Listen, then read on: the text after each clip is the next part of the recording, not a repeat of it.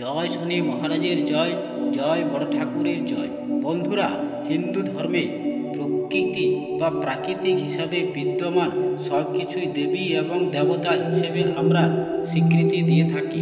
হিন্দু ধর্মে পঞ্চতত্ত্বের উপাদান হল জল, অগ্নি, বায়ু ও আকাশ। তাই অত্যন্ত বিশ্বাস ও আস্থার সঙ্গে এদের আমরা পুজো করে থাকি। তো বন্ধুরা, এই পাঁচটি উপাদানের মতো এই পৃথিবীতে বিদ্যমান এমন কিছু উদ্ভিদ বা গাছপালা আছে, হ্যাঁ বন্ধুরা, সেই সব গাছপালা আমরা স্বয়ং দেবী এবং দেবতা হিসেবে পুজো করে থাকি। বন্ধুরা, শাস্ত্রমতে এটা বিশ্বাস করা হয় যে পৃথিবীতে যেসব গাছপালা বা গাছগাছালি আছে, যেসব গাছপালা বা উদ্ভিদের পুজো করলে, হ্যাঁ বন্ধু, আমাদের জীবনে চলাকালীন বিভিন্ন ধরনের অশুভ শক্তি বা খারাপ শক্তি বা অশুভ গ্রহ ও নক্ষত্রের প্রভাব দূর হয়ে থাকে। তাই বন্ধুরা, বিভিন্ন হিন্দু ধর্মের বেদ ও ধর্মগ্রন্থে নবগ্রহ সম্পর্কিত বিশেষ কয়েকটি বৃক্ষ বা উদ্ভিদের কথা উল্লেখ আছে। তো বন্ধুরা, ঠিক সেই ধরনের আমি আজকে এমন একটি গাছের কথা বলবো, হ্যাঁ বন্ধু, যে গাছের মধ্যে স্বয়ং শনি মহারাজের সাথে সম্পর্ক যুক্ত। আর হ্যাঁ বন্ধুরা, আমরা সকলে জানি শনি মহারাজ যিনি কর্মফলদাতা, তিনি কর্মের উপর নির্ভর করে আমাদের ফল প্রদান করে থাকেন। হ্যাঁ বন্ধুরা, আর এই যে নবগ্রহকে পরিচালনা করে থাকেন স্বয়ং শনি মহারাজ। তাই বন্ধুরা, শনি মহারাজকে সন্তুষ্ট রাখার জন্য বা শনি মহারাজের প্রকোপ থেকে বা শনির সাড়ে দশা থেকে আপনারা সহজেই এই গাছের পুজো করলে বা এই গাছের শিকড় ধারণ করতে পারলে জীবনে কোনো ধরনের সমস্যা থাকবে না বা থাকতে পারে না। এমনকি এই গাছের শিকড় যদি আপনারা ধারণ করতে পারেন বন্ধুরা, তাহলে শনির সাড়ে দশা থেকে শুরু করে জীবনে আর্থিক অভাব, আর্থিক অনটন বা আর্থিক সমস্যা কোনো দিক দিয়ে জীবনে থাকবে না। বন্ধুরা, এই গাছের শিকড় ধারণ করলে আপনি সহজেই আপনার যে কোনো শত্রুকে আপনি আপনার বশে আনতে পারবেন। তো বন্ধুরা, স্বয়ং এই গাছের মধ্যে তাই শনি মহারাজ সম্পর্কিত বা এই গাছের মধ্যে এই গাছের শিকড়ে শনি মহারাজ ভর করে থাকেন।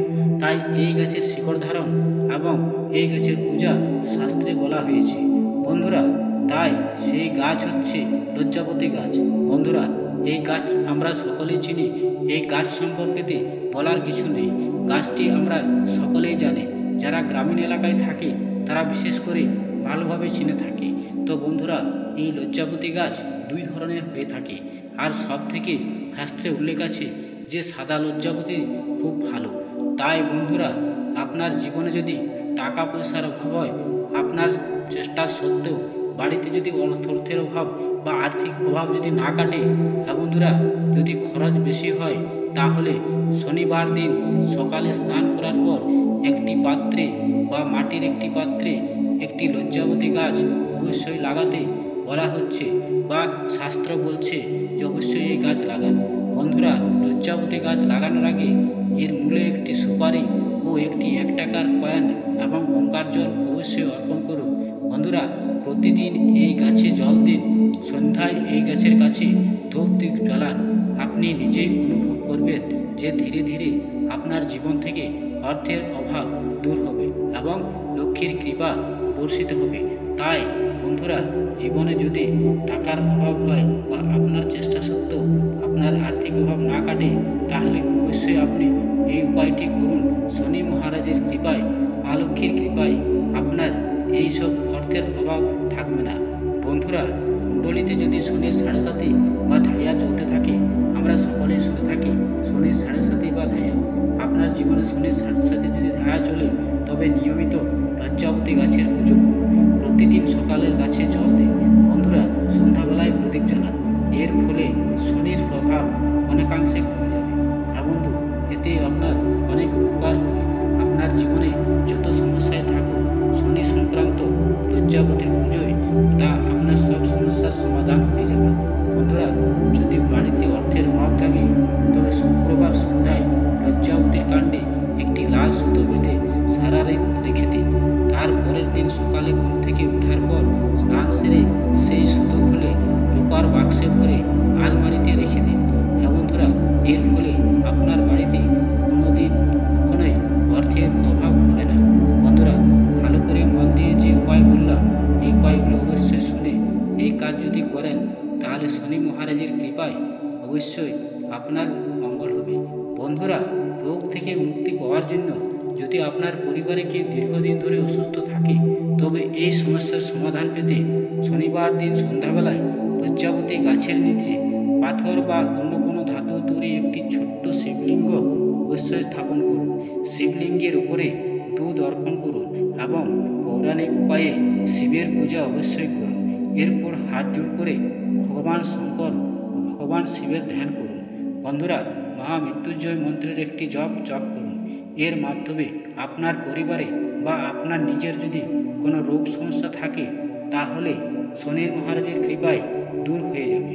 বন্ধুরা, এছাড়াও এই শ্বেত লজ্জাবতী গাছের শিকড় বা সাদা লজ্জাবতী গাছের শিকড় আপনার কাছে যখন থাকবে, আপনি যখন ধারণ করবেন, তখন বন্ধুরা সেই শিকড় থাকাকালীন আপনার যত বড় শত্রু হোক, সেই শত্রু আপনার বসে আসবে। হ্যাঁ বন্ধুরা, অনেক সময় দেখা যায় বাড়িতে সঠিক সময়ে বিয়ে হচ্ছে না, ছেলে বা মেয়ে, তাদের সম্পর্ক তৈরি হতে গিয়েও ভেঙে যাচ্ছে। বন্ধুরা, এরকম পরিস্থিতিতে লজ্জাবতীর আরাধনা করলে এইসব সমস্যার সমাধান হয়। বন্ধুরা, সাধারণত বিয়ে না হওয়ার পিছনে একটি কারণ হলো যে কুণ্ডলিতে শনির প্রভাব আপনাকে বিয়ে করতে দেয় না। বন্ধুরা, এই অবস্থায় আপনার লজ্জাবতী গাছের কাছে ঘিয়ের প্রদীপ টানা 24 দিন সন্ধ্যার বেলায় গাছটিকে সিঁদুর দিয়ে পুজো করে এবং টানা 24 দিন প্রদীপ জ্বালান। হ্যাঁ বন্ধুরা, এবং পুজো করুন। লজ্জাবতী গাছের সামনে ধ্যান করার সময় আপনার বিবাহ কামনা করুন।